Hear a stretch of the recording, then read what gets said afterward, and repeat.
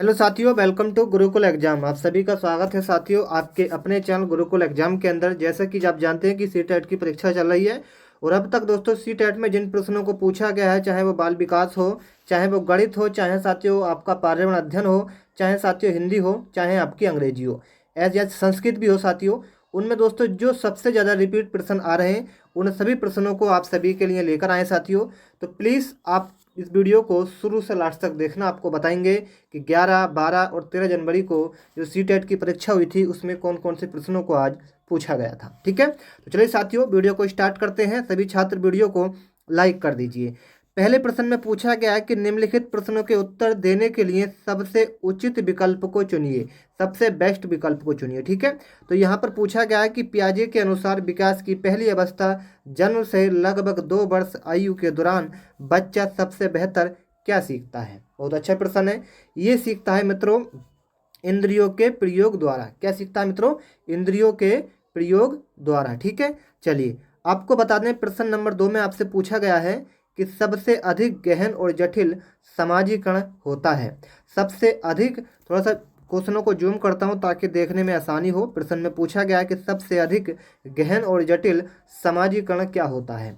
तो मेरे मित्रों ये होता है किशोर अवस्था के दौरान। क्या होता है मित्रों? किशोर अवस्था के दौरान। ठीक है, आगे पूछा गया है प्रश्न नंबर 3 में अनुवांशिकता को सामाजिक संरचना माना जाता है, इसका क्या कारण है। प्यारे मित्रों, अनुवंशिकता को सामाजिकरण संरचना जो माना जाता है वो माना जाता है स्थिर। क्या मित्रों?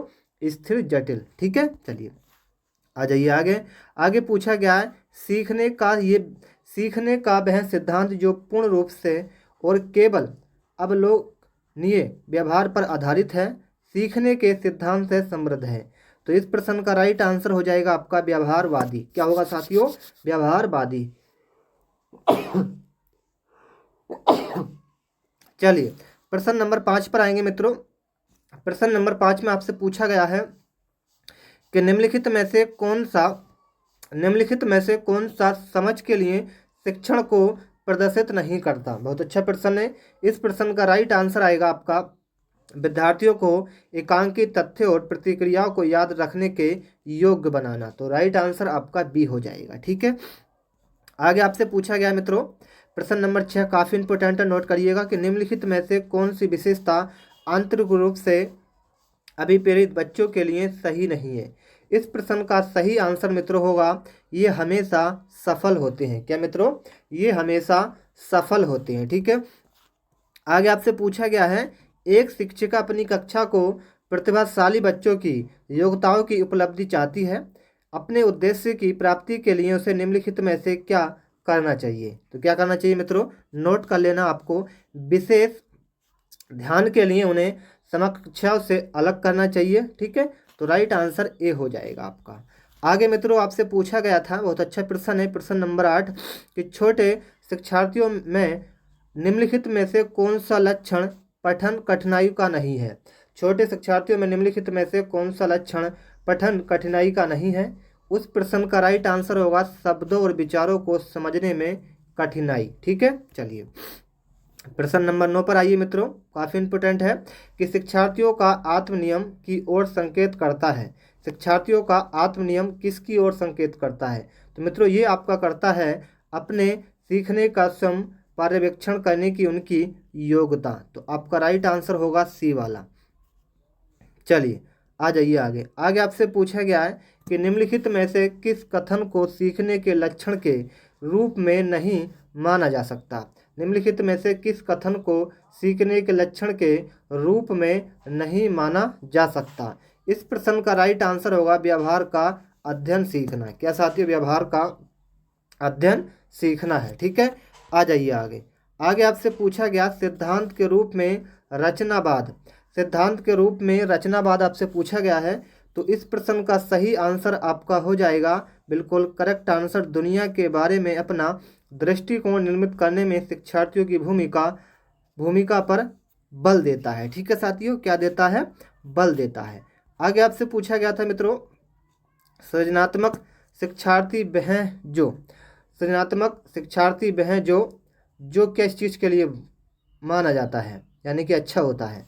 तो वो होता है साथियों, नोट कर लेना। इस प्रश्न का राइट आंसर आपको बता दें, इस प्रश्न का जो सही आंसर है प्रश्न नंबर 12 का, वो हो जाएगा पसर्व, यानी कि लेटल चिंतन और समस्या समाधान में क्या होता है, अच्छा होता है। तो पसर्व चिंतन और समस्या समाधान में अच्छा होता है। ठीक है, आ जाइए, अवधारणाओं का विकास मुख्य रूप से किसका हिस्सा है।